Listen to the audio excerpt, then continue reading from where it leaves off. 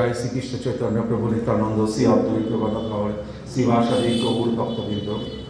ওম অজ্ঞানতিমিরান্ধস্য জ্ঞানাঞ্জন শলাকায়া চক্ষুর উন্মিলিতং যেন তস্মৈ শ্রী গুরবে নমঃ। শ্রীচৈতন্য মনোভীষ্টং স্থাপিতং যেন ভূতলে স্বয়ং রূপ পদমধ্যং দদাতি স্বপদান্তিকং। বন্দে অহং শ্রীগুরু শ্রীযুতপদকমলং শ্রীগুরুন বৈষ্ণবাংশ শ্রীরূপং সাগ্রজাতং সহমন রঘুনাথামৃতম সজীবং সাদ্বৈতং সাবধূতং পরিজন সহিতং কৃষ্ণ চৈতন্য দেবং শ্রী রাধা কৃষ্ণ পাদান সহগণ ললিতা শ্রী শাখামৃতাশ্চ। নমো ওম বিষ্ণুপাদায় কৃষ্ণপৃষ্ঠায় ভূতলে শ্রীমতে ভক্তি বেদান্ত স্বামীতে নামিনে। নমস্তে সরস্বতী দেবে গৌরবাণী প্রচারিণে নির্বিশেষ শূন্যবাদী পাশ্চাত্য দেশকারিণে। বাঞ্ছা কল্পতরুভ্যস্য কৃপা সিন্ধুভ্য এব চ পতিতানাং পাবনেভ্যো বৈষ্ণবেভ্যো নমো নমো। নমো মহাবদান্নায় কৃষ্ণ প্রেমোপদায়তে কৃষ্ণায় কৃষ্ণ চৈতন্য নাম্নে গৌরতিষ্ণম। পঞ্চতত্মাকং কৃষ্ণং ভক্তরূপস্বরূপকং ভক্তাবতারাং ভক্তাখ্যাং নমামি ভক্তশক্তিকং। হে কৃষ্ণ করুণা সিন্ধু দীনবন্ধু জগৎপতে গোপেশ গোপিকাকান্ত রাধাকান্ত নমস্তে। তপ্ত কাঞ্চন গৌরাঙ্গী রাধে বৃন্দাবনেশ্বরী বিশ্বভানুসুতে দেবী প্রণমামি হরিপ্রিয়ে। নীলাচল নিবাসায় নিত্যায় পরমাত্মনে বলভদ্র সুভদ্রাভ্যাং জগন্নাথায়তে নমো। বৃন্দাবৈ তুলসীদেব্যৈ প্রিয়াৈ কেশবস্য চ বিষ্ণুভক্তি পদে দেবী সত্যবত্যৈ নমো নমঃ। জয় শ্রীকৃষ্ণ চৈতন্য প্রভু নিত্যানন্দ শ্রী অদ্বৈত গদাধর শ্রীবাসাদি গৌর ভক্তবৃন্দ। হরে কৃষ্ণ কৃষ্ণ কৃষ্ণ হরে হরে, হরে রাম রাম রাম হরে হরে। ওম নমো ভগবতে বাসুদেবায় নমঃ।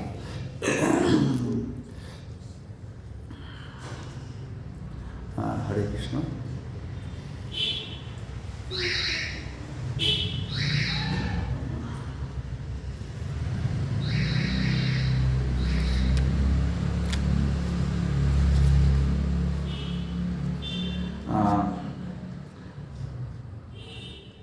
বৈধি ও রাগাত্মিকা ভেদে ভক্তি দেবী। বৈধি ভক্তির তত্ত্বদৃষ্টি, রাগ ভক্তের রসদৃষ্টি। বৈধি ভক্তির তত্ত্বদৃষ্টি, যেমন আমরা শ্লোক প্রয়োগ করে ভগবানের পূজা অর্চা করি, তত্ত্বদৃষ্টি। আর রাগ ভক্তির রসদৃষ্টি। ভক্তের হৃদয়ে ভক্তি তটনই প্রবাহিত, তার উৎস যদি শাস্ত্রবিধি তবে তাহা বৈধি হয় ভক্তি, আর ওই উত্তরভূমি যদি হয় শুদ্ধ অনুরাগ তবে তা রাগময়ী ভক্তি। তাহলে যখন শাস্ত্রবিধি অনুসারে ভগবানের পুজো করা হয় সেটা হচ্ছে বৈধি ভক্তি। আর বৈধি ভক্তির দ্বারা আমরা বৈকুণ্ঠ পর্যন্ত যেতে পারি। আর রাগাত্মিকা ভক্তি হচ্ছে গোপীরা ভগবানকে ভালোবাসতেন কোনো হেতু ছাড়া, তাদেরকে ভগবানের প্রতি এরকমই ভালোবাসা ছিল, সেটা হচ্ছে রাগাত্মিকা ভক্তি। কোনো কারণ নেই ভগবানকে তারা ভালোবাসে। রাগাত্মিকা ভক্তির কোনো হেতু খুঁজিয়া পাওয়া কঠিন। ভালো লাগিয়াছে, লোভ লাগিয়াছে, কেন কি জন্য জানা নেই। তাকে ভালোবাসিয়া শান্তি সুখের কোনো আশা নাই, সর্বমোক্ষের কোনো লালসা নাই, বরং তৎপল্লীতে দুঃখ কষ্ট বরণ আছে, লোকনিন্দা সমালোচনা পাওনা আছে, তবুও তাহাকে ভালোবাসে। তাই শ্রীকৃষ্ণকে ভালোবাসার জন্য গোপীদের লোকনিন্দা, তারপরে হচ্ছে দুঃখ কষ্ট বরণ করতে হয়। তো যে কারণে ভগবানের যখন মাথায় শিরোপীড়া হয়েছিল, শিরোপীড়া তো না, ভগবান সেটা দেখাচ্ছিলেন, একটা রস দেখাচ্ছিলেন। তো তখন নারদ মুনিকে বললো যে নারদ, আমার মাথায় যে ব্যথা হয়েছে, যদি কোনো ভক্তের পদধূলি পাওয়া যায় তাহলে পরে আমার এই ব্যথাটা সারবে। তো তুমি যাও না, আমার যে মহিষীরা রয়েছে রূপমণি সত্যভামা, এদের কাছে আমার একটু তাদের পদধূলি নিয়ে আসো কোনো ভক্তের, তো আমি একটু মাথায় দিই, তাহলে আমার মাথা ব্যথাটা সেরে যাবে। তো নারদমণি প্রথমে তো যদুদের কাছে গেল, তারপরে তার প্রেয়সী রূপমণি সুফল, তারপরে ভগবানকে আমাদের পায়ের ধুলো দেবো, আমাদের না নরকে বাস হবে, হ্যাঁ, আর ভগবান চাইলে দিতে হবে আমাদের পায়ের ধুলো, অসম্ভব, আমরা কেউ দেবো। তো ভগবানের মাথায় ব্যথা করছে, কিন্তু তবু তারা পায়ের ধুলো দেবে না। সারা ব্রহ্মাণ্ড জুড়ে শিব আরও যারা ছিল, ব্রহ্মা, সবাই কাছে নারদমণি গেল, কেউ কারো পদধূলি দিতে রাজি না। তো স্বয়ং ভগবানেরকে তার পায়ের ধুলি দেবে এরকম তারা ভাবতেই পারে না। তখন ফিরে এসছে, নারদমণি বললো, ভগবান তো কেউ দিচ্ছে না, কি কোথায় পাবো? বলে, একমাত্র তুমি কি বৃন্দাবনে গেছো? বলে, না, তো ওখানে যাও, একটু গোপীদের কাছে যাও, দেখো। তো গোপীদের কাছে গিয়ে বললেন, তোমাদের কৃষ্ণের মাথা ব্যথা করছে। সে বলেছে যদি কোনো ভক্ত পায়ের পদধূলি দেয় তবে তার মাথা ব্যথা সারবে।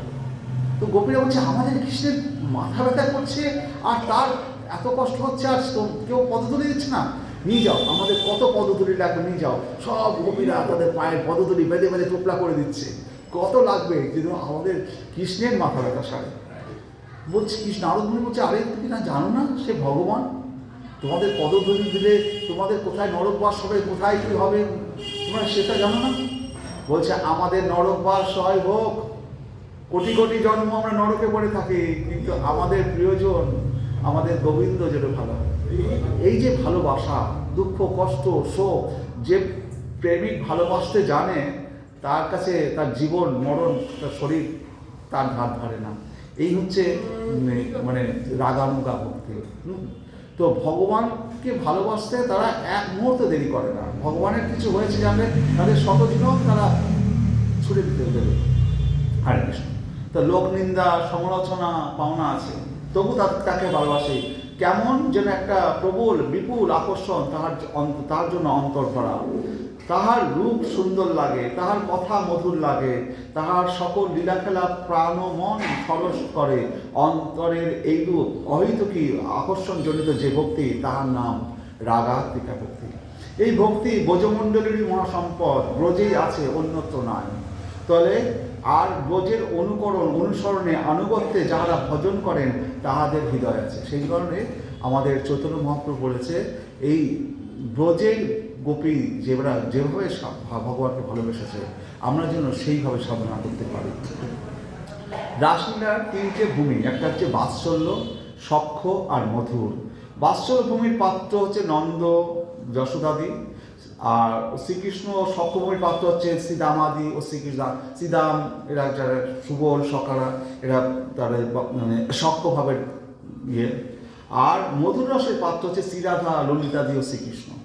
তো এরা এইভাবে ভগবানের সাথে বিভিন্নভাবে তাদের রসে ইয়ে করেছে।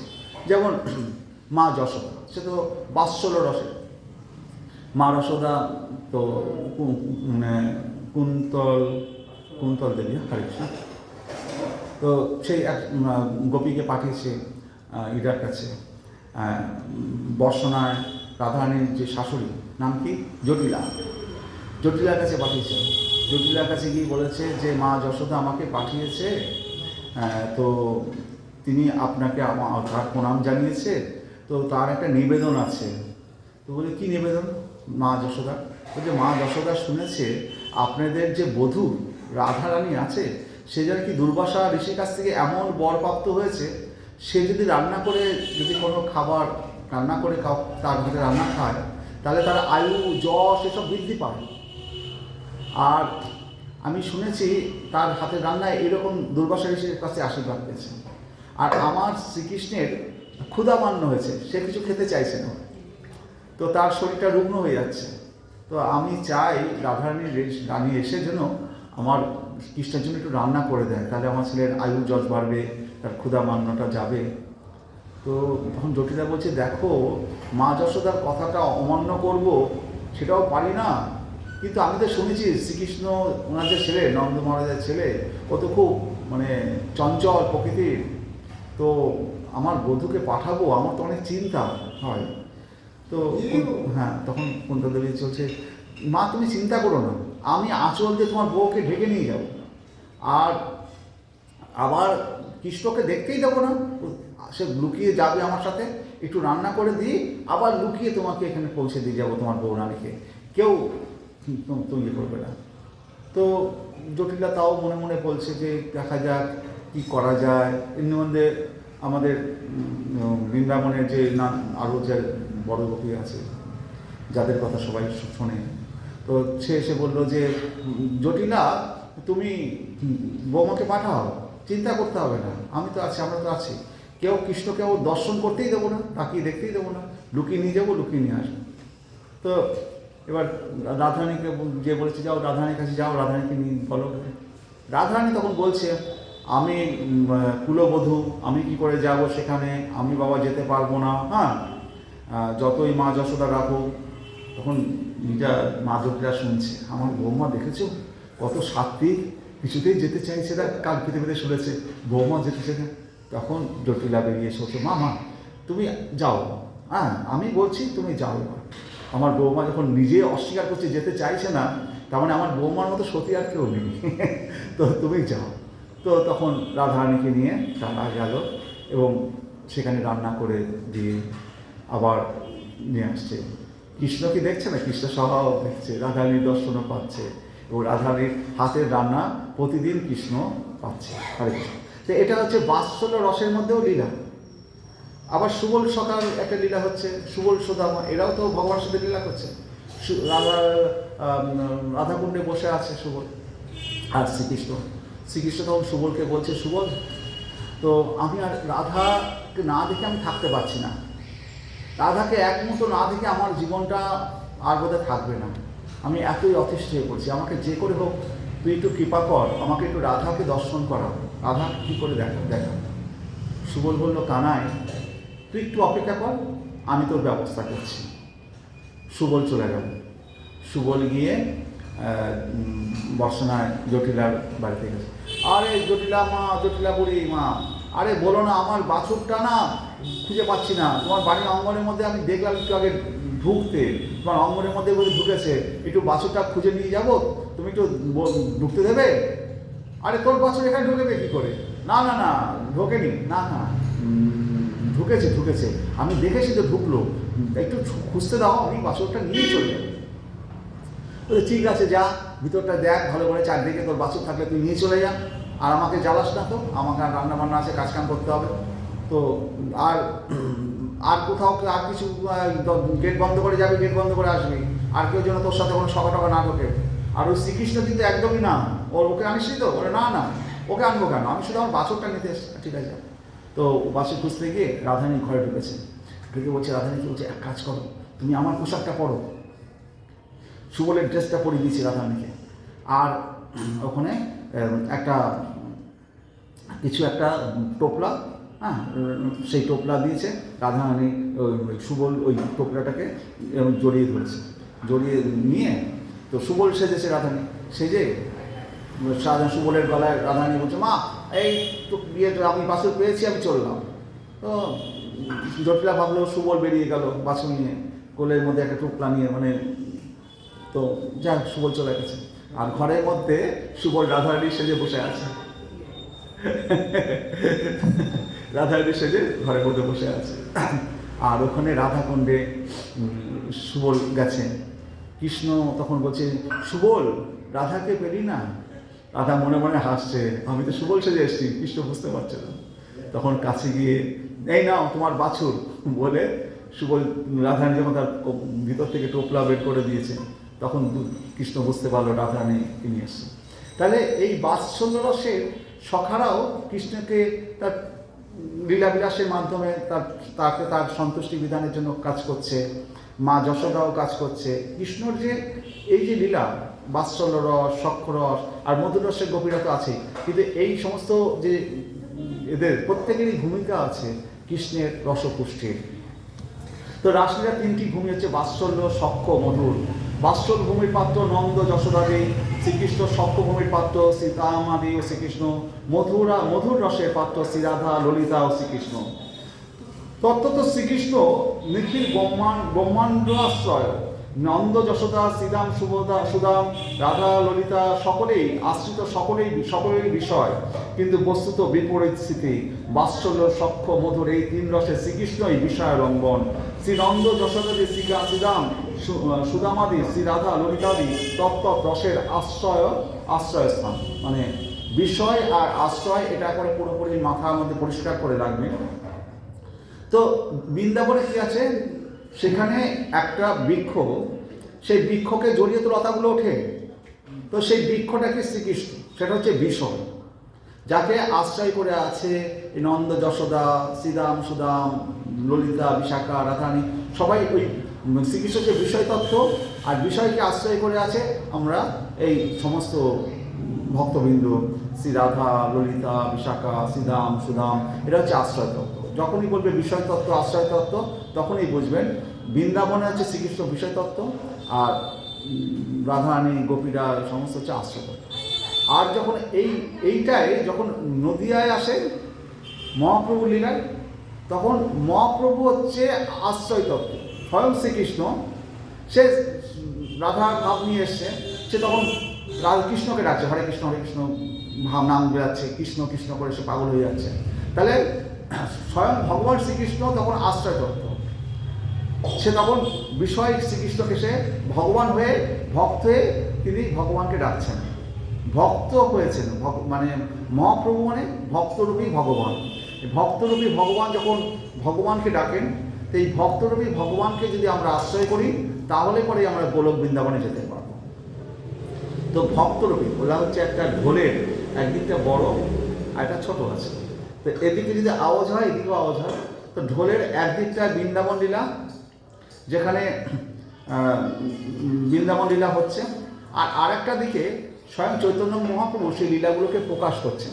তো ছোট দিকটা যদি বৃন্দাবন লীলা হয়, আর বড় দিকটা হচ্ছে নবদ্বীপ লীলা।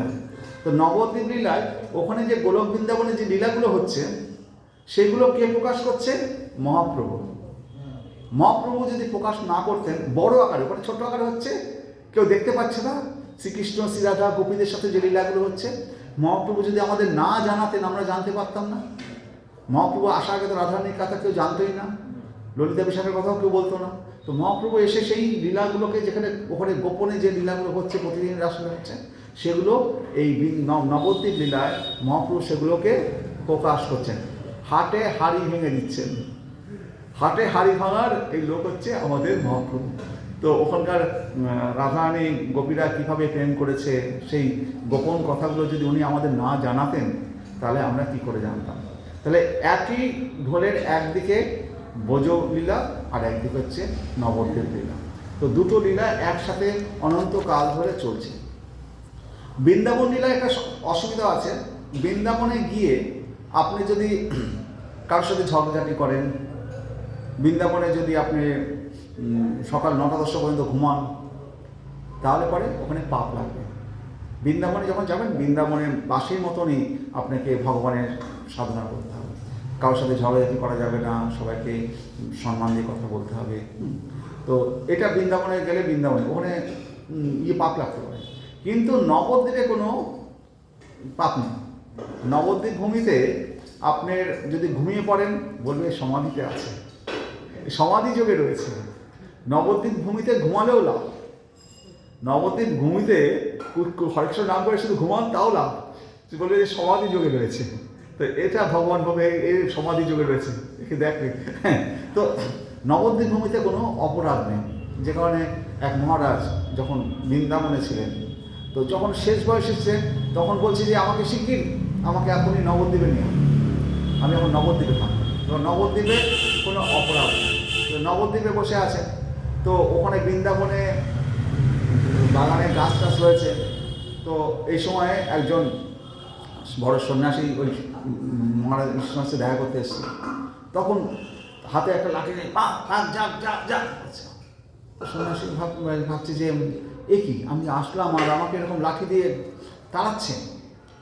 তারপরে যখন হুঁশ হচ্ছে, আচ্ছা আপনি এইভাবে আমাকে তাড়ালেন, কি ব্যাপার বলুন তো? বলছে, ও তোমাকে আমি লাঠি দিয়ে তাড়াইনি তো, আমার কি হয়েছে জানো তো, মনে কিছু করো না।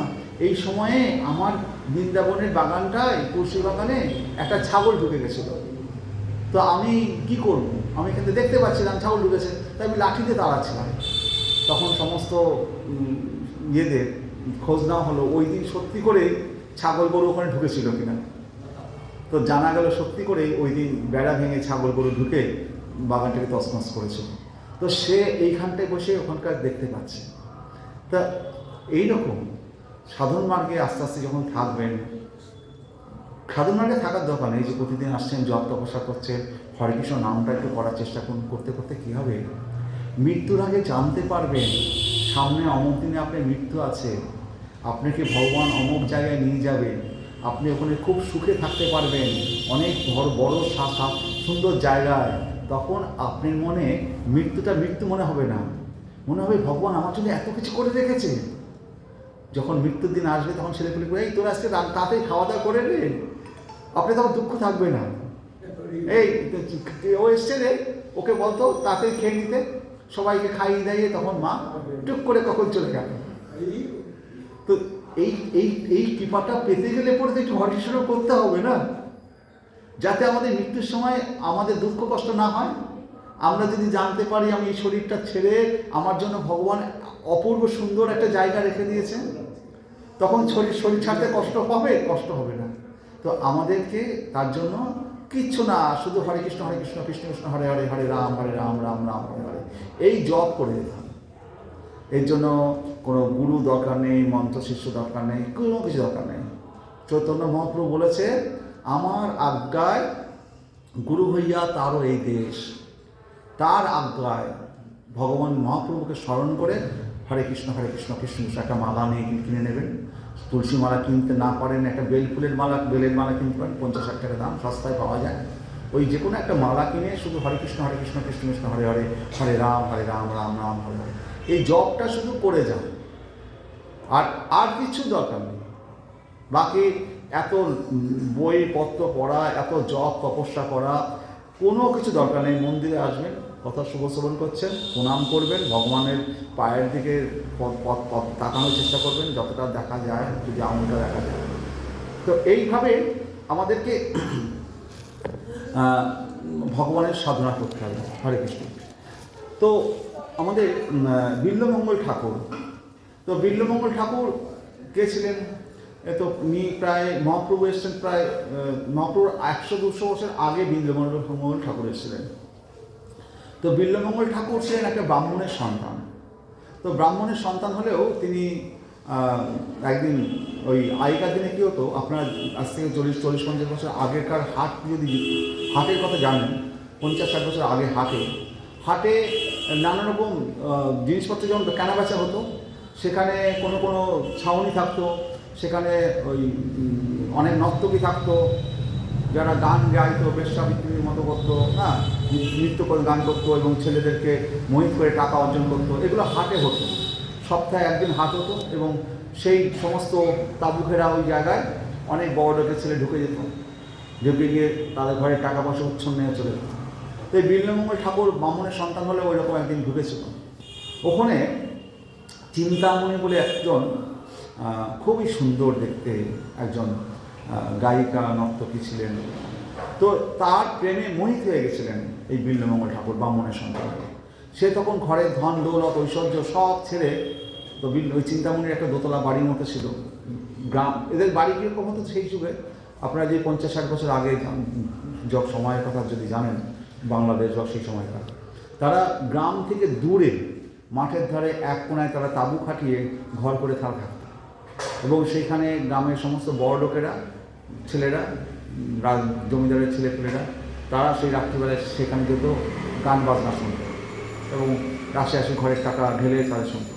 আর সেই সমস্ত নর্তকীরা, গায়িকারা এত সুন্দর গায়িকা ছিল, দেখতে এত সুন্দর ছিল, আপনি ভাবতে পারবেন না। মুর্শিদাবাদে একজন ছিলেন, আমাদের ওই যে বাগান বাড়ির ছিল না কি জানতাম, তার বাড়িতে একজন নর্তকী ছিলেন। তার পার ডে ভিজিট ছিল সেই যুগে 5 লক্ষ টাকা। সেই যুগে একটা স্বর্ণ মুদ্রার কত মূল্য? 5,000 স্বর্ণ মুদ্রা ছিল এক নাইট। আর তার একটা ফটো ওখানে আমি দেখেছিলাম, কি অপূর্ব দেখতে, মানে আমাদের বাঙালি ওরকম দেখতে নয়, হয়তো কোনো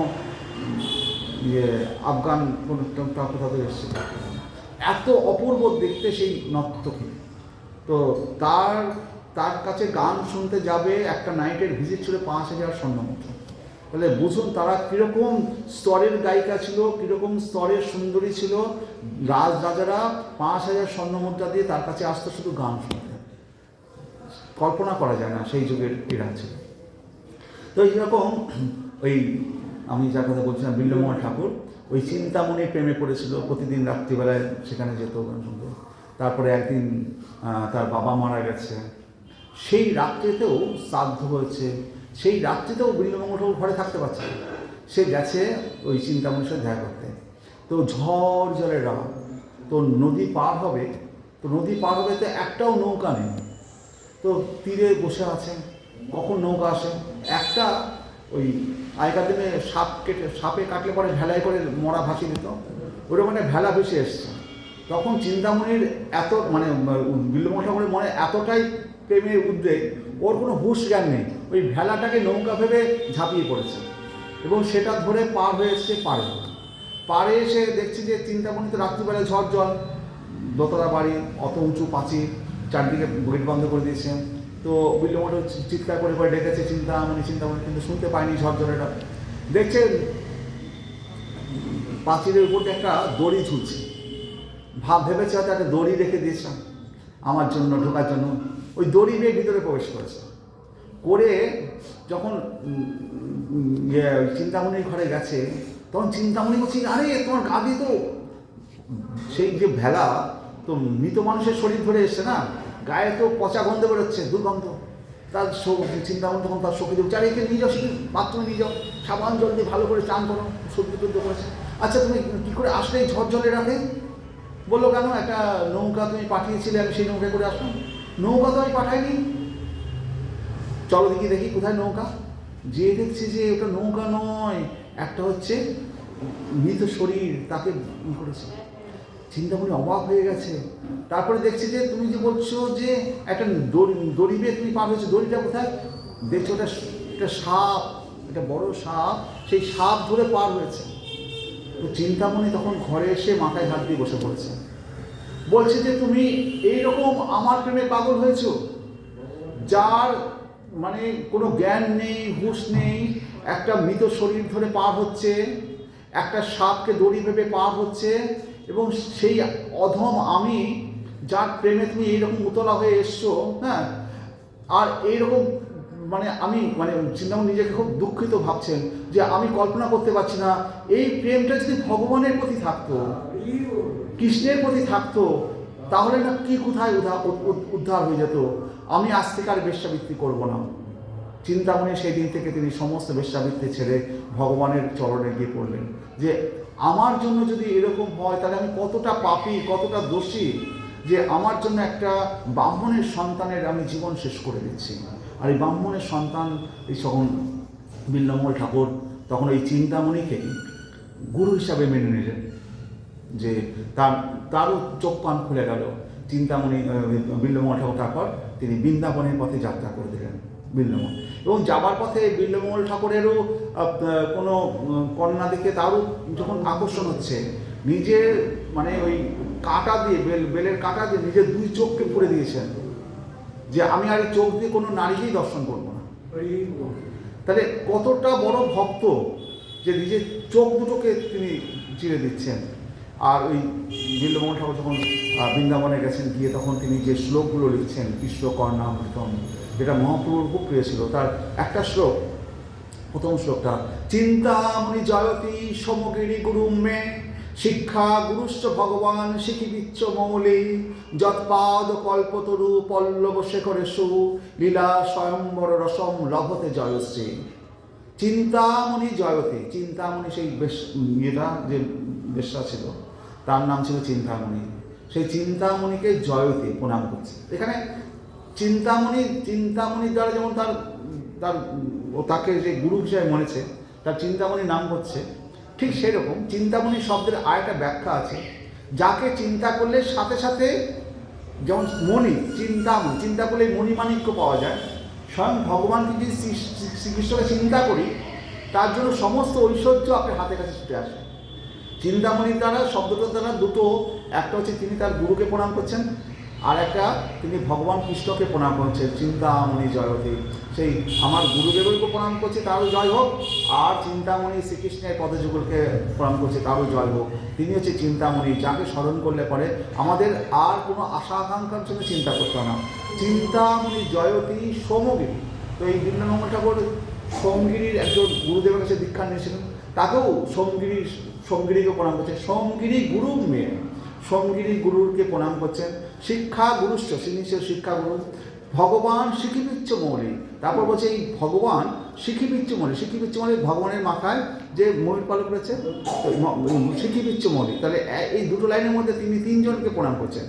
একটা হচ্ছে চিন্তামণি, একটা হচ্ছে তার সোমগিরির গুরুদেব, সোমগিরি গুরু মেয়ে, শিক্ষাগুরু, তিনি হচ্ছে শিক্ষাগুরু। আর কোন গুরু? ভগবান শ্রীকৃষ্ণ মৌলি। যৎ পাদ কল্পতরু পল্লব শেখর, যার পাদ কল্পতরু, তার পাটা হচ্ছে কল্পতরু, যেখানে পায়ে যা কিছু চাওয়া যায় তাই পাওয়া যায়। পল্লব শেখরেশু লীলা স্বয়ম্বর রসম লভতে জয়শ্রী। লীলা স্বয়ম্বর, জয়শ্রী বলে এক কন্যা, যার স্বয়ম্বর মানে হাতে, মানে স্বয়ম্বর মানে কি, হাতে যে বড়মাল্য নিয়ে যে কন্যা দাঁড়িয়ে আছে, লীলা স্বয়ম্বর রসম লভতে জয়শ্রী। জয়শ্রী সেই মানে বড়মাল্য যাকে অর্পণ করা হচ্ছে। তাহলে সর্ব অভীষ্টপূরক চিন্তামণি আমার দীক্ষাগুরু শ্রী সোমগিরির জয় হোক। এবং যৎ পাদ কল্পতরু পল্লব শেখরেশ, যার পাদ কল্পতরুর পল্লব শেখরে অর্থাৎ পাদ নখাগ্রে জয়শ্রী রাধা লীলা স্বয়ম্বর রসম লভতে, লীলাবশত স্বয়ম্বর সুখ লাভ করলে সেই আমার শিক্ষাগুরু শ্রীকৃষ্ণ মৌলি ব্রজেন্দ্র নন্দন শ্রীকৃষ্ণের জয় হোক। এই শ্লোকটার মানে শ্রী লীলাসক বললেন, সোমগিরি নামক আমার শ্রী গুরুদেবের জয় হোক। আমার শ্রী গুরুদেব চিন্তামণি স্বরূপ, যার আশ্রয় মাত্রই সর্ব অভীষ্ট সিদ্ধ হয়। সর্বপ্রকার অনর্থ নিবৃত্তিপূর্বক সপ্রেম ভগবৎ প্রাপ্তি ভক্তজনের পরম অভীষ্ট বস্তু। সর্বপ্রকার অনর্থ নিবৃত্তিপূর্বক সপ্রেম ভগবৎ প্রাপ্তি ভক্তজনের পরম অভীষ্ট বস্তু। আমাদের অভীষ্ট বস্তু কি? আমরা ধন দৌলত কিছু চাই না, আমরা কি চাই? সপ্রেম ভগবৎ প্রাপ্তি। আমরা যে ভগবানকে পাই সেটাই হচ্ছে ভক্তজনের পরম অভীষ্ট বস্তু। শ্রীগুরু কৃপাতেই সাধকের এই অভীষ্ট সুসিদ্ধ হয়ে থাকে। গুরু কৃপা দরকার। শ্রী নরোত্তম দাস ঠাকুর মহাশয় বলছেন, শ্রীগুরু চরণ পদ্ম কেবলই ভকতি সদ্ম বন্দমুহি সাবধান মতে। শ্রীগুরু চরণ পদ্ম কেবলই ভকতি সদ্ম বন্দমুহি সাবধান মতে। যাহারও প্রসাদে ভাই এভব তরিয়া যায় কৃষ্ণ প্রাপ্তি যাহা হইতে। তাহলে শ্রীগুরু চরণ পদ্ম কেবলই ভকতি সদ্ম বন্দময়ী সাবধান মতে। যাহার প্রসাদে ভাই এভব তরিয়া যায় কৃষ্ণ প্রাপ্তি হয় যা হইতে। তাহলে আমাদের শ্রীগুরু চরণ পদ্ম কেবলই ভকতি সদ্ম বন্দময়ী সাবধান মতে, তাকে খুব সাবধানে তাকে প্রণাম করো, সাবধানে তাকে রাখো। যাহার প্রসাদে ভাই এভব তরিয়া যায় কৃষ্ণ প্রাপ্তি যা হয়, যার থেকে আমরা কৃষ্ণ প্রাপ্তি। তো এখন বলতে পারি যে আমাদের তো গুরু নেই, আমরা কী করে গুরু কৃপা পাবো? আরে ভগবান শ্রীকৃষ্ণকে গুরু বলুন, তিনি গুরু, তিনি ভগবান, তারই শরণাগত হন। চৈতন্য মহাপ্রভু নিত্যানন্দ প্রভুকেই গুরু বলে মনে করুন। আমাদের গুরু যদি কেউ না থাকে, তিনিই গুরু। সুতরাং গুরু যদি থাকলে ভালো, না থাকলে হতাশ হবেন না। ভগবান শ্রীকৃষ্ণই গুরুরূপে আসেন। তা আমার যদি গুরু যদি কারণ না থাকে, এই কলিযুগে গুরু পাওয়া খুব মুশকিল। তো আমরা, হে ভগবান, আমরা তো গুরু পাবো কিনা যাই না, তুমি আমার গুরু, তুমি আমার পিতা, তুমি আমার মাতা, তুমি আমার সর্বস্ব ধন। কারণ মৃত্যুর সময় তুমি ছাড়া তো আমার কেউ নেই। হে মুকুন্দ, তুমি মুক্তি প্রদাতা, তোমাকে এই শরীর দান করে দিয়েছি।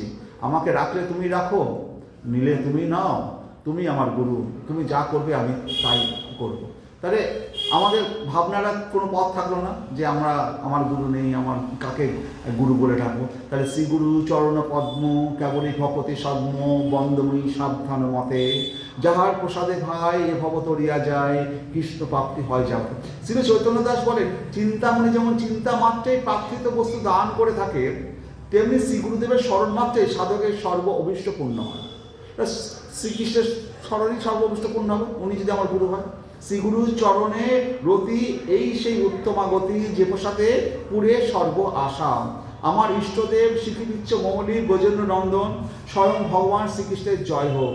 জয়তী এই বর্তমান প্রয়োগে শ্রী বৃন্দাবন বিহারে নিত্যলীলার সূচনা করা হলো। সর্বশাস্ত্রে বৃন্দাবন লীলার নিত্যত্ব জানা যায়। এখানে এই জয়শ্রী আচ্ছা, শ্রীকৃষ্ণ মৌলি বিশেষণে শ্রীকৃষ্ণের সৌন্দর্যতি সহ্যের সর্বমনোহরত উক্ত হইয়াছে। নানাবিধ স্বর্ণমণির অলঙ্কার থাকতেও শ্রীকৃষ্ণের শ্রীকৃষ্ণ ধাতু রাগ ও পল্লবাদীর অলঙ্কার কিরণে কৈশোর বয়স ও তার বিলাসত্ব সূচিত হয়েছে। ব্রজ দেবীগণ সমালিঙ্গিত শ্রীকৃষ্ণকে দর্শন করে বৃন্দাবনের ময়ূরগুলি তলির লতা জড়িত নবমেঘ ভ্রান্তিতে পরমানন্দে নৃত্য করতে থাকে। শ্রীকৃষ্ণ ও প্রীতির সহিত তাদের পুচ্ছগুলি মস্তকে ধারণ করেন। এই ময়ূরপুচ্ছ ব্রজদেবীগণের রতিমুক্ত কেশকলাপের এবং শ্রীকৃষ্ণ দর্শনকালে তাহাদের নির্নিমেষ নয়নের স্মৃতি শ্রীকৃষ্ণের অন্তরে জাগিয়ে দেয়। তাহলে একদিন কি হয়েছে, শ্রীকৃষ্ণ বৃন্দাবনে যখন বাঁশি বাজাচ্ছিলেন তখন ময়ূরগুলো শ্রীকৃষ্ণকে ঘিরে নৃত্য করছিলেন এবং শ্রীকৃষ্ণও ওই ময়ূরদের সাথে নৃত্য করছেন। তো ময়ূরেরা ভগবানকে কি দেবে? তখন ময়ূররা ভগবানকে তাদের যে ময়ূরের যে পাখা, সেই পাখাগুলো তারা ওইখানটায় ফেলেছিল, ফেলে ভগবানকে মুখ দিয়ে ঠোঁটে ওই পাখাগুলোকে তুলে দিচ্ছে ভগবানের কাছে। তাদের তো কিছু দেওয়ার নেই, তাদের নৃত্যের সাথে ভগবান নৃত্য করেছে, তো ভগবানকে তারা কি দেবে? তারা তো আমাদের মানুষের মতো নয়, তাদের কাছে একমাত্রই তাদের পাখার একটা পালক। তো ভগবানকে যদি দেওয়া হয় কোনো কিছু, যে যথামাং প্রপদ্যন্তে তাং সতৈব ভজামম, তো ভগবান সেটাকে যে যেভাবে দেয় ভগবানকে নিবেদন করে, ভগবান তাকে সেইভাবে গ্রহণ করে। তো ভগবান কী করলেন, সেই পালকটা তিনি তার মাথায় ধারণ করলেন। তাহলে শ্রীকৃষ্ণ ও প্রীতির সহিত তাদের পুচ্ছগুলি মস্তকে ধারণ করেন। এই ময়ূরপুচ্ছ ব্রজদেবীগণের রতিযুক্ত কেশকলাপের এবং শ্রীকৃষ্ণ দর্শনকালে তাদের নির্নিমেষ নয়নের স্মৃতি শ্রীকৃষ্ণের অন্তরে জাগিয়ে দেয়। শ্রীকৃষ্ণের এই মাধুর্য লীলাশোকের অন্তরে স্ফূর্তিপ্রাপ্ত হওয়ায় তিনি শ্রীকৃষ্ণের অঙ্গের সহিত উপমাযোগ্য পদার্থের বিষয় চিন্তা করতে লাগলেন। এই যে শ্রীকৃষ্ণের যে এত সুন্দর রূপ, এই রূপের সাথে এই জগতে কোনো কিছু আছে কি যার সাথে এই রূপের কোনো তুলনা করব? তিনি ভেবে দেখলেন বিশ্বে এমন কিছু পদার্থ নেই যার সঙ্গে শ্রীকৃষ্ণের অঙ্গশোভার উপমা দেওয়া যেতে পারে। শ্রীকৃষ্ণের অঙ্গশোভার একমাত্র কিছুটা উপমা দেওয়া হয় পদ্মফুলের সাথে, আর বলা হয় গায়ের রং কৃষ্ণবর্ণ জল ভরা মেঘের মতো। মানে এই জগতে কোনো বস্তুর সাথে ভগবানের রূপের কোনো কিছু তুলনা করার ক্ষমতাই আমাদের নেই, মানে নেই কোনো বস্তু। তাহলে ভগবানের রূপটা কীরকম দর্শনীয়। তাহলে তিনি মনে মনে করলেন জগতে যত কিছু সৌন্দর্য আছে সে সবই শ্রীকৃষ্ণের পদনখ ও শোভার নিকটে অতি তুচ্ছ। ভগবান শ্রীকৃষ্ণের যে পদনখ, পায়ের যে নখ, জগতে যত সৌন্দর্য আছে ভগবানের পায়ের নখের কাছেও সে তার ধারে কাছে আসবে না। ভগবানের পদনখ যে এত সুন্দর, তার কাছে জগতের কোনো কিছু ধারে কাছে আসবে না। তাই লীলাসুখ বললেন শ্রীকৃষ্ণের চরণাঙ্গুলি কল্পতরুর পল্লবের ন্যায় অতি সুকোমল, করুণ ও সর্ব অভিষ্টপূরক। তার নখাগ্রে জয়শ্রী লীলায় বা স্বেচ্ছায় স্বয়ম্বর সুখ লাভ করে থাকেন। এই যে জয়শ্রী লীলায় স্বয়ম্বর সুখ লাভ করে থাকেন, এখানে শ্রী শব্দের অর্থ হচ্ছে শোভা। শ্রী শব্দ অর্থ শোভারানী একবার বিশ্বে তার মনোমতো বর পতি লাভের আকাঙ্ক্ষায় স্বয়ম্বরা কন্যার ন্যায় হস্তে বড়মাল্য ধারণ করে সর্বত্র পরিভ্রমণ করছিলেন, কিন্তু তার কোনো বর পছন্দ হচ্ছে না। তিনি শোভাশ্রী, তার মতো সুন্দরী রমণী আর কেউ নেই। এই রমণী শ্রী রাধারানীকে উল্লেখ করে বলা হচ্ছে, এখানে শোভাশ্রী হচ্ছে স্বয়ং রাধারানী। তিনি বড়মাল্য নিয়ে সারা ভূমণ্ডল ঘুরছেন, উপযুক্ত বর পাচ্ছেন না। ক্রমে ক্রমে সে চতুর্দশ ভুবন পরিভ্রমণ করল, কিন্তু কোথাও সে মনোমতো বর পেল না। শেষকালে সে মনোদুঃখে পৃথিবীতেই ফিরে এলো এবং ভগবান এর ইচ্ছায় শ্রী বৃন্দাবনে প্রবেশ করল। শোভা জানে না শ্রীকৃষ্ণের মানে কোনো মনোমতো বর পেল না। শেষকালে যখন দেখলো আর কোথাও 14 ভুবনে কোথাও তার বর পেল না, তখন মনে করলো যে এই বৃন্দাবন ভূমিটা বাদ আছে, সেটাকেই বা বাদ যেতে লাভ কি, এইখানটা একবার দেখে এই বনে কোথাও কেউ সেরকম কিছু আছে কিনা। শোভা জানে না শ্রী বৃন্দাবনে তৎকালে অনন্ত সুন্দর, অনন্ত মধুর শ্রী গোবিন্দের আবির্ভাব ঘটেছে। শোভা ভাবলো সারা বিশ্ব চতুর্দশ ভুবনে কোথাও আমার মনোমতো বর পেলাম না, এই বনাঞ্চলটা বাকি, এখানে কি আর কাউকে পাওয়া যাবে? তবে এটা আর বাকি থাকে কেন, একবার ঘুরিয়ে দেখি। কিছুদূর অগ্রসর হয়েই শ্রী গোবিন্দের চিত্তাকর্ষক বেণুনাদ শুনতে পেল। শোভা সেই নাদ মাধুর্যে বিমোহিত হয়ে বংশীধ্বনির অনুসরণে সেই দিকে ছুটল এবং যমুনা তটে নিপতরু মূলে ত্রিভুবন আলো করা শ্রী গোবিন্দ রূপ দেখতে পেল। দর্শন মাত্রেই ওই শোভা মূর্ছিত হয়ে পড়ে গেল। দর্শন মাত্রে, গোবিন্দ রূপ দর্শন মাত্রে শোভা মূর্ছিত হয়ে ধরণতে লুণ্ঠিত হয়ে পড়ল। কিছুক্ষণ পরে মূর্ছা বিগত হলে শোভা বলতে লাগলো, হা ভগবান দর্পহারী, আমার যে দর্প, আমার মতো সুন্দরী আর কেউ নেই, সারা ভুবনে আমি আমার প্রতি খুঁজে বেড়াচ্ছি, হা দর্পহারী, তুমি এমনভাবে আমার দর্পনাশ করলে আমি ভেবেছিলাম ত্রিভুবনে আমার মতো সুন্দর কেউ নেই, অতএব নিজেকে সৌন্দর্যে জয়শ্রী বলেই ভেবেছিলাম। কিন্তু হায়, এখন যাকে দেখলাম আমি তার কোন অঙ্গের যোগ্য?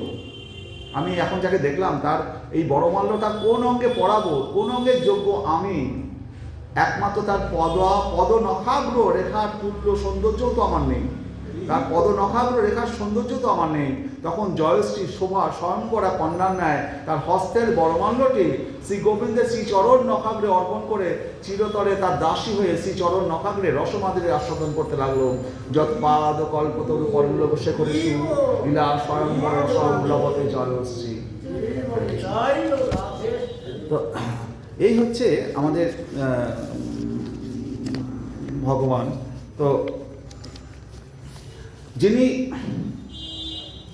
যিনি সম্যক মুগ্ধ অর্ধ মুকুলিত নয়ন মুগ্ধ দ্বারা হর্ষ কোলা ব্রজবধূর মধুর মুখচন্দ্র চুম্বন করছেন, যার বেণুরব আরম্ভ মাত্রে কিশোর মূর্তি প্রকাশিত হয়েছে, সেই কিশোরের অনিবচ্ছন ভাবসমূহ আমার চিত্তে আবির্ভূত হোক। আমুগ্ধ মধ্য নয়নাম্বুজ চুম্বমান হর্ষাকুল ব্রজবধূ মধুরানন্দ আরব্ধ বেণুরব মত্ত কিশোর মূর্তে আবির্ভবন্ত মম চেতসী গুহপি ভাবা। যিনি সম্যক মুগ্ধ অর্ধ মুকুলিত নয়নাম্বুজ দ্বারা হর্ষ কুলা ব্রজবধূর মধুর মুখচন্দ্র চুম্বন করছেন। তা আমি যখন আগ্রাতে গিয়েছিলাম, আগ্রাতে একটা মার্কেট আছে তাজমহলের কাছে, সেখানে আপনার সরকারি শিল্পীদের জিনিসপত্র, পাথরের জিনিসপত্র বিক্রি হয়। তো আমি ওই মার্কেটে গেলাম, আজ থেকে প্রায় 10-12 বছর আগে হবে। তো তখনকার দিনে আমাকে একটা অনেক কৃষ্ণমূর্তি ছিল, একটা কৃষ্ণমূর্তি আমাকে দেখিয়ে বলল ওই নিমালি যে আমার কাছে তো 50-60টা কৃষ্ণমূর্তি রয়েছে, একটা মূর্তি আমাকে দেখিয়ে বললো এই মূর্তিটা দাদা নিয়ে যান। ওখানে আরও ভালো ভালো জিনিস ছিল, এমন কিছু মানে পাটি ছিল যে পাটিতে শুলে মশা কামড়াবে না, আর্মিতে ওগুলো ব্যবহার করা হয়। হ্যাঁ, তো ওই পাটিতে যদি শোন তাহলে আপনি মশার ধারে কাছে আসবেন। তো ওইগুলোও কিনতে পারতাম। তখন বললো যে দেখুন দাদা, আপনারা তো অনেক পয়সা অনেক জায়গায় নষ্ট করবেন, এই মূর্তিটা নিয়ে যান। এরকম মূর্তি আমার কাছে সচরাচর আসে না, হয়তো বছরে একটা দুটো আসে, একটা কৃষ্ণ মূর্তি এরকম সাদা পাথরের।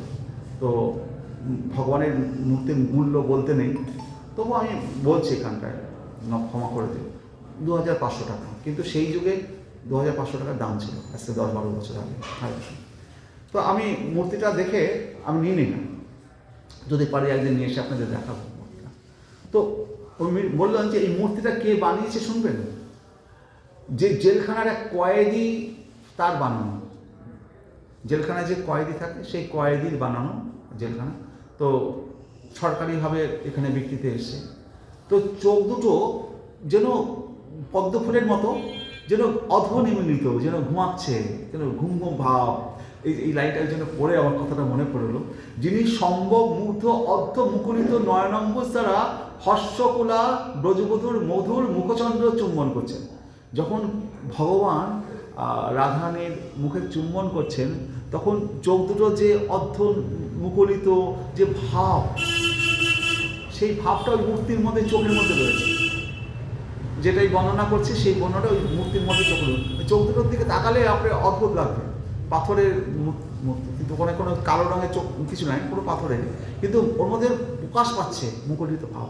তাই বলছি, যিনি সম্ভব মুগ্ধ অর্ধ মুকুলিত নয়নাম্বুজ দ্বারা হর্ষকুলা ব্রজবধূর মধুর মুখচন্দ্র চুম্বন করছে। যখন ব্রজবধূর মুখচন্দ্র চুম্বন করছে, তখন তার যে বিমোহিত অবস্থা, সেটা হ্যাঁ না, শুধু কৃষ্ণ, শুধু আমি যেটা পেয়েছি শুধু মূর্তিটা কৃষ্ণ। তো তার যে মধুর মুখচন্দ্র চুম্বন করছেন, যার বেণুরব আরম্ভ মাত্রে কিশোর মূর্তি প্রকাশিত হয়েছে, সেই কিশোরের অনিবচ্ছন্ন ভাবসমূহ আমার চিত্তে আবির্ভূত হোক। সেই বেণুমাধনরত চুম্বনরত শ্রীকৃষ্ণের অর্ধমুকুলিত যে চোখ, সেই রূপটা যেন আমার হৃদয়ের মধ্যে প্রকাশিত হন। শ্রী লীলাসুখ দেখলেন শ্রীকৃষ্ণের উদ্দেশ্য সিদ্ধ হয়েছে। তিনি শ্রীমতীর হৃদয়ে পুনরায় কেলি বাসনা জাগাবার জন্য মৃদু মধুর মুরলীনাদ করছিলেন। তার ইচ্ছা সফল হয়েছে। শ্রীমতীর হৃদয়ে পুনরায় কেলি লালসা জেগে উঠেছে। শ্রীকৃষ্ণ শ্রীমতীকে নিয়ে নিজের বাম পাশে বসালেন এবং কেলি লালসার বদ্ধ নয়ন কটাক্ষ বঙ্কিম নয়নে তার শ্রী মুখচন্দ্রের প্রতি দৃষ্টিপাত করলেন। হরে কৃষ্ণ। তাহলে শ্রী লীলাসুখ বলছেন শ্রীমতীর হৃদয়ে পুনরায় কেলি লালসার উদ্রেক করার জন্য শ্যামসুন্দর যে মোহন মুরলীরব করছেন তাতে পাষাণ থেকেও মধুধারা খরিত হয় মহাভাবময়ী শ্রীমতী রাধারানীর আর কথা কি। তো ভগবান যখন এই বেণু তার মুরলী বাঁশি বাজায় তখন পাথর গলে যায়, পাথর গলে যায়। দেখবেন আপনি যখন আমাদের তো ওই গোবর্ধন পাহাড়ে ওঠা নিষেধ, গোবর্ধন পাহাড়ে উঠবেন না।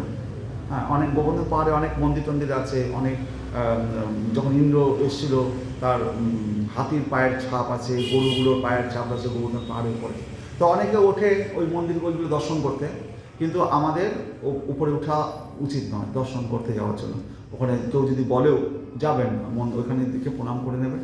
কারণ গোবর্ধন পাহাড়টা আমাদের মানে চারদিকে ঘুরছে ঠিক আছে, কিন্তু উপরে ওঠা আমাদের উচিত নয়। সেখানে মন্দিরে যা কিছু থাকুক দূর থেকে প্রণাম করা হবে।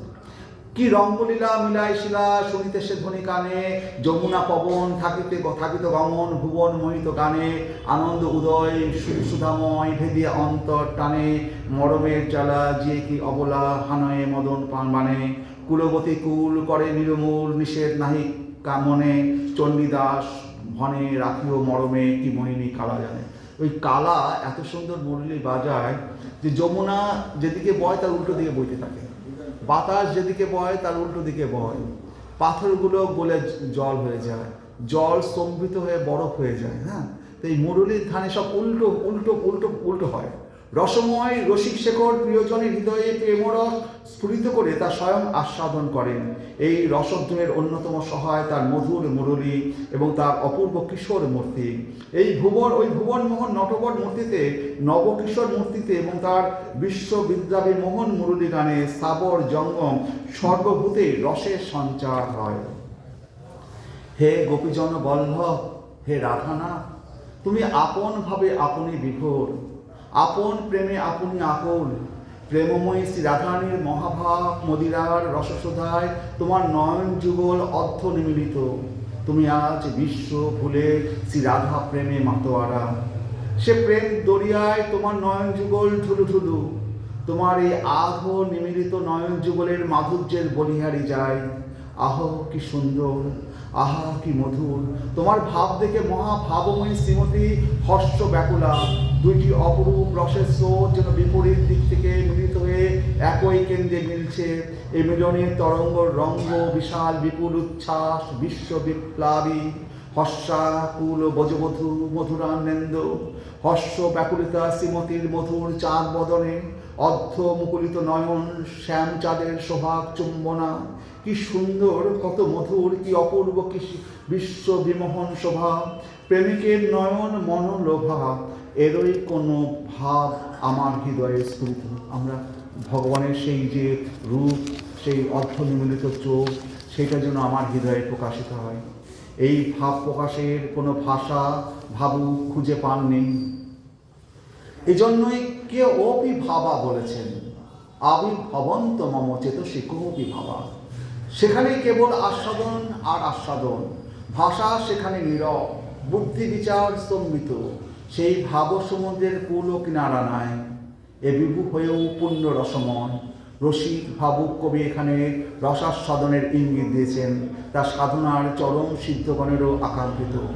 এই ভাব যোগীন্দ্র মুনীন্দ্রগণেরও জ্ঞানবুদ্ধির অগোচর, আস্বাদন তো সুদূর পরাহত। গৌড়ীয় বৈষ্ণবগণের এসব ক্ষেত্রে আরও কিছু বুঝবার বিষয় আছে।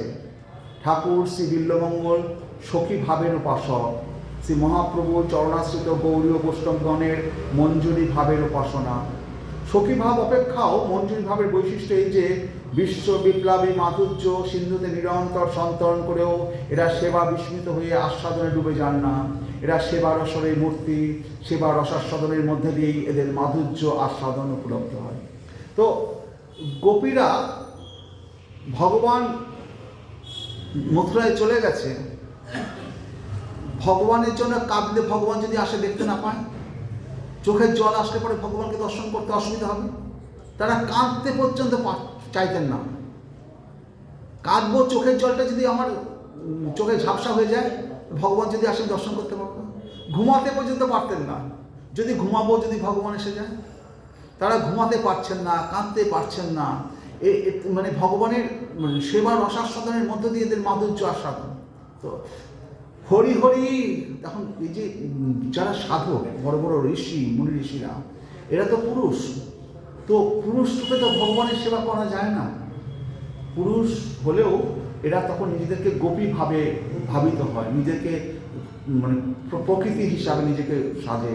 তারা কখনো, একজন সাধকের গল্প আমি আগেও একদিন বলেছি, যে সাধক তার ডায়েরিতে লিখত, সে লিখেছে যে আমি যখন আশ্রমে ছিলাম, দীর্ঘ বছর আশ্রমে থাকার পর, তো মাঝে মাঝে দেখতাম যে রাত্রিবেলায় 12টা বাজলো, সমস্ত মহারাজ আর সমস্ত কিছু বড় বড় সাধকরা তারা উঠে পড়ে ঘুম থেকে উঠে পড়লেন সেই সাথে রাত 12টা, উঠে যে যার মতো শাড়ি পরা শুরু করলেন। হ্যাঁ, শাড়ি পরে, মাথায় করে, হাতে মেয়েদের মতো চুড়ি টুড়ি পরে, শাড়ি টাড়ি পরে, ঘুমটা দিয়ে সেজে গুজে রাত 12টা 12টার সময় সব আশ্রম থেকে বেরিয়ে যাচ্ছে। ও কিছুদিন নতুন এসছে, তো ও শুয়ে থাকে ঘরে, আর দেখে যে ওরা সবাই চলে যাচ্ছে, ওকে কোনোদিন ডাকে না। ও খালি দুঃখ করে যে ওরা কোথায় যায়, আমারও তো একটু দেখতে ইচ্ছা করে। এত রাত্রিবেলা ওরা মেয়েদের সাজ সেজে যায়, কি করে, কোথায় যায়। তো একদিন সাধু বাবা যে মহারাজ, সে বললো, আয়, এই ওকে তোলতো, আয় তুই আয়, ওকে সাজা। ওকে শাড়ি পরিয়েছে, ওকে ভালো করে মাথায় চুল করেছে, মেয়েদের মতো সিঁদুর টিঁদুর মানে যা টিপ টিপ দিয়ে একবার পুরো মেয়েদের মতো মা করিয়েছে, কানে দুল টুল লাগিয়েছে, গলায় মালা টালা করে পুরো একবারে গোপী সাজিয়ে বলে, চল আজকে আমাদের সাথে চল। তো ডায়েরি লিখছে, বলছে ওই দিনকে আমাকে নিয়ে গেল। তো তারপরে বলছে যে আমাকে সেখানে যে কুঞ্জের কাছে নিয়ে গিয়ে বললো, এবার যা বস। ওই পর্যন্ত লেখার পরে আর সে কিছু লেখেনি। কুঞ্জের ভিতরে যে কি দর্শন করেছে সেগুলো আর লেখেনি। তো এই সমস্ত বড় বড় ঋষিরা ভগবানের সাথে যখন মিলিত হতে চান গোপীভাবে, হরি হরি আর কি এমন দশা হবে, ছাড়িয়া পুরুষ দেহ কবে বা প্রকৃতি হব, দুও অঙ্গে চন্দন পরাবো, টানিয়া বান্ধিব চূড়া, নবগুঞ্জা হারে বেড়া, নানা ফুলে গাঁথি দিব হার, পীতবসন অঙ্গে পরাইব সখী সঙ্গে, বদনে তাম্বল দিব আর, দুহরূপ মনোহরি হেরিব নয়ন ভরি, নীলাম্বরে রায় সাজাইয়া, নবরত্ন জারি আনি বান্ধিব বিচিত্র বেণী, তাহে ফুল মালতী গাঁথিয়া, যেন সেনারূপ মাধুরী দেখিব নয়ন ভরি, এ মনে করি তার অভিলাষ, জয় রূপ সনাতন দেহ মনে এই ধন, নিবেদয়ে নরোত্তম দাস, হরি হরি আর কি এমন দশা হবে, ছাড়িয়া পুরুষ দেহ কবে বা প্রকৃতি হব, দুহ অঙ্গে চন্দন পরাবো। তো ছাড়িয়া পুরুষ দেহ কবে প্রকৃতি হব, দুহ অঙ্গে চন্দন পরাবো। তো প্রকৃতি না হলে, গোপী না হলে ভগবানেরকে সাজানো যাবে না। তো ছাড়িয়া পুরুষ দেহ কবে প্রকৃতি হব। তাহলে একজন পুরুষের প্রকৃতি নারী হওয়া যত কষ্টকর, একজন নারীর নারী হওয়া তো কত কষ্টকর না। তো সেই কারণে আমাদের ভগবানের কাছে যেতে গেলে ওই গোপী দেহই নিতে হবে, সে পুরুষই হোক আর নারী হোক। সেই কিশোর মূর্তি কিরূপ, আমূর্থ মধ্য নয়নাম বোঝো, চুম্বমান হস্রাকুল বধূবধূ মধুরান্নেন্দু।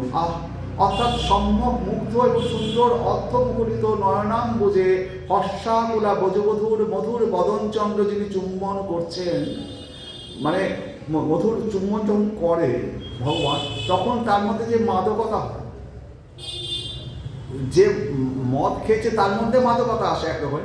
আর যখন রাধারানী চুম্বন করছে, ভগবানের যে মাদকতা, চোখ দুটো অর্ধ মুকুলিত, নয়নাম বোঝে হর্ষাকুলা বধূবধূর মধুর বদন চন্দ্র যিনি চুম্বন করছেন, অথবা বধূবধূগণ মধ্যে মধুরাসী রাধারানীর বদন চুম্বন করছেন, সেই পরমানন্দ রস প্লাবিত চুম্বনে যার নয়নের মুকুলিত ভাব, এই জন্য নয়নের অম্বুজত্ব শ্রীমতীর মুখচন্দ্র দর্শনান্দে ঈশ্বর বিকশিত।